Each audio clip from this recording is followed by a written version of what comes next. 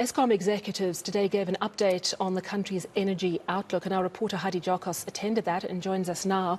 And Heidi, staying with the floods, this was quite a big focus point for Eskom because, of course, regions of the Western Cape and some parts of the Eastern Cape have now been exempted from load shedding to give them a chance to actually fix the damaged infrastructure. Yes, and this is something very similar to what we saw in KwaZulu-Natal last year during those devastating April floods.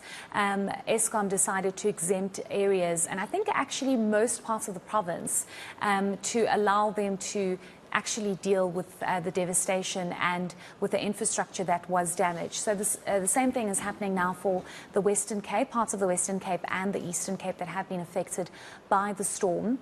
We're not exactly sure for how long they are going to be exempt, but this is just also a way for Eskom to find a way to deal with and assess rather what has been damaged in various parts of the Western Cape. We do know that a lot of the infrastructure has been submerged or completely damaged. So Eskom has also indicated that they are sending out their teams to the various areas, and at this particular point they can't really give us an indication of how much has been damaged and how long it's going to take to fix. But we just hope that it's not going to be a repeat of what happened in KwaZulu-Natal, where it took months on end. I mean, some areas still are struggling with the infrastructure damage. Let's listen to what the acting CEO had to say about this. From our perspective as distribution, and also working in conjunction with the Cape Town municipalities, we're working hand in hand to restore the infrastructure as quick as possible. The extent and the level, I'm not too close to that detail, Heidi, but we do appreciate, similarly like in the Eastern Cape, let's look to restore infrastructure as quick as possible for the benefit of the citizens.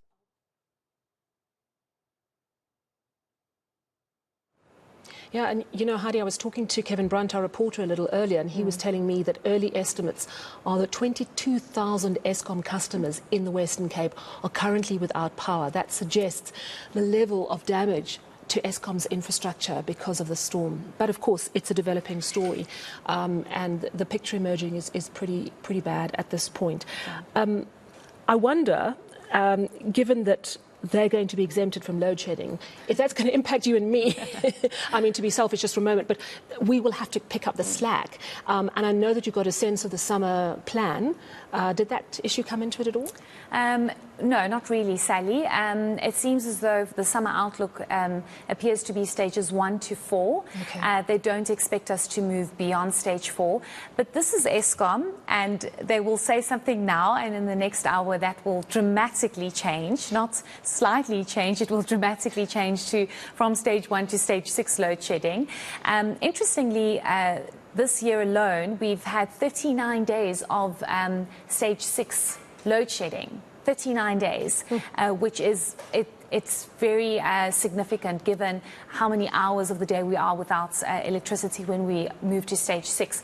But it does look a lot more positive, especially compared to where we were last year for the summer outlook. Obviously, demand is a lot less in summer compared to what it is in winter. But because we have unreliable power stations, because we have unreliable generating units, it does become a little bit of a challenge for Eskom to say, well, there's going to be absolutely no power cuts. Unfortunately, it's going to be between stages 1 and 4, and that is just on the planned outages that they are expecting, so for maintenance or whatever the case might be. And that's why they're saying, for now, it looks like it's stages 1 to 4. It could change given the unreliability of our generating units. Let's listen once again to what Eskom had to say about that. If we look back in terms of winter and how we performed, we did on 39 days incur stage 6 load shedding, but you will see when Sekemotso Skepa speaks around the winter performance, on more occasions we were sitting between stage 3 as well as stage 4. Obviously, going forward, we would want that to be reduced further in terms of the summer outlook. My colleagues will present assumptions that has gone into the summer outlook and the different scenarios, where we are as a management and what we believe is achievable in the summer. a base case scenario of unplanned outages of 14,500 megawatts through the summer period? And what does that mean in terms of the different stages of load shedding throughout the period?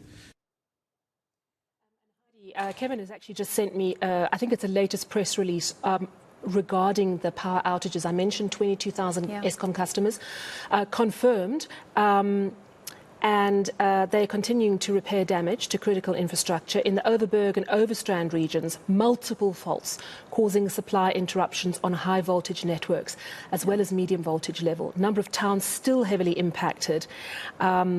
And due to the high safety risk, Eskom engaging with the Western Cape disaster management team for help. Sure, they are hoping to get power back to customers in Khayelitsha at 7 o'clock tonight. Repairs continue. Customers in Boerland without electricity after the Quadosberg substation was vandalized. So they're still dealing with all that as well. Further updates on that, and an apology from Eskom. I mean, a lot of this is just out of their hands. But some good news we did get this week was on Kusile. Now, Kusile is a power station that's a new build, but it's been plagued with problems. But what we heard is that Unit 1 was potentially ready to go back into action, but there are environmental concerns, and the environmental minister still had concerns. What was said about Kusile today? Yes, and importantly, Kusile is one of the newest power stations, but one of the most problematic. You have a power station that's supposed to be giving you over 3,000 megawatts of electricity. That's 3 stages down of load shedding. So basically we could be sitting with no load shedding right now if Kusile was up and running, because I think we're on stage 3 at the moment.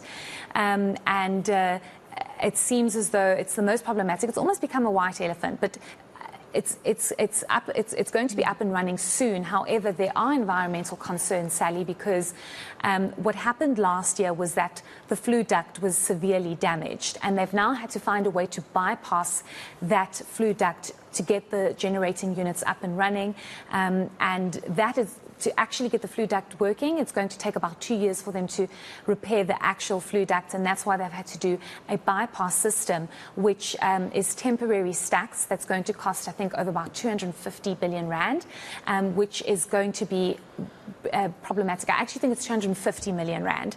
I just need to double check that figure, but it's going to cost millions at this particular point. But it's the only way to get Kusile up and running. But there are environmental concerns when it comes to the temporary stacks and Kusile Power Station in itself. The Environmental Affairs Minister, of course, considering all of this, but there's been appeal after appeal, especially in that district, in that area, because of health concerns and what that is actually going to do to the environment.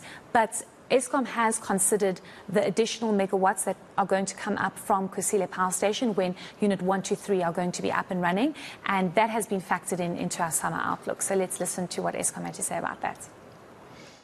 I think the 4 units that are still outstanding at Kusile will definitely assist us when they come back.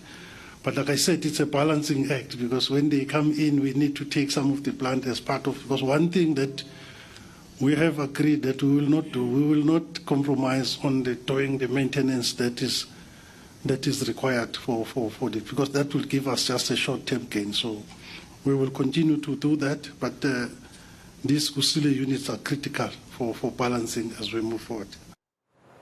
Yeah, I guess not doing maintenance is part of the reason we got into trouble with Eskom in the first place. Yeah. That and many other issues. Thank you so much, Heidi Giokos, bringing us the latest on what we can expect this summer from Eskom. Now, still